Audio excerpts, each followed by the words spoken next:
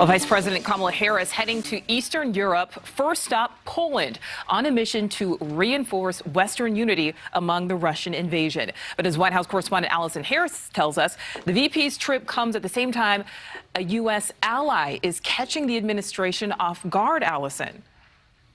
Yeah, good evening, Nicole. The vice president just landed in Warsaw, Poland, stepping off the plane moments ago. She's there to continue to shore up strength among NATO allies and also thank Poland for taking in the thousands of Ukrainians who are fleeing their country. But this comes at a really interesting time as the U.S. has been blindsided by Poland's public announcement that it wants to send fighter jets to Ukraine via a U.S. military base in Germany. The Pentagon saying today, just moments ago at a press briefing, that this is too high risk and it would oppose any plan for a NATO nation to send fighter jets to Ukraine.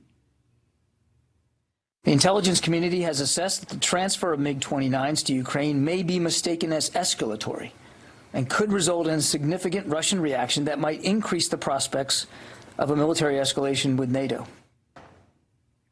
Secretary of State Antony Blinken is also addressing Poland's proposal in a press conference this afternoon, saying that he would want to make sure the planes were transferred to Ukraine in the right way, but not expanding on exactly what he means by that. Blinken and his British counterpart today calling for more countries to join the U.S., the U.K. and the European Union in imposing severe sanctions on Russia, like the U.S. ban the president announced yesterday on Russian energy imports. The U.K. and the EU committing to drive down its buying of Russian oil and gas throughout the rest of this year. The two leaders also begging for more nations to send more military support to Ukraine, as the UK today announced more anti-tank weapons being sent to Ukraine, as well as more air defense systems. Nicole? All right, so Allison, what's the latest from the administration on whether the U.S. is putting a no-fly zone in place over Ukraine?